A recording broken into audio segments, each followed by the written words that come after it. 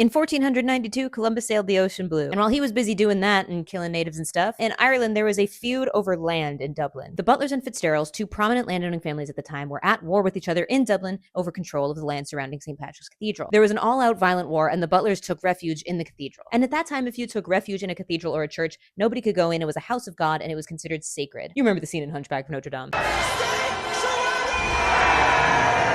Well, that's what the Butlers did. They ran into the cathedral and they stayed there. Now, this was a stalemate, and people eventually realized this isn't going anywhere. So the Fitzgeralds called for a ceasefire or a peace act, saying that they could divide the land up. But the Butlers were not so sure. They were like, nice try. So the Fitzgeralds had an idea. They said, let's cut a hole in the door and I'll reach in and you can shake my hand. That's how you'll know that I mean business. Now, the reason this was so important was because if he stuck his hand through the door, he could have his arm chopped off by the Butlers, his enemy family. But they cut a hole through the door and he put his hand through, leading to the phrase, chancing your arm, because he really was chancing his whole arm, just for that opportunity of peace. So if you've ever used the phrase, I'm chancing my arm here to say I'm risking something, that's where it comes from. You can see the door in St. Patrick's Cathedral and you can chance your own arm by sticking it through. Look at me go, huh? So go ahead and chance your arm.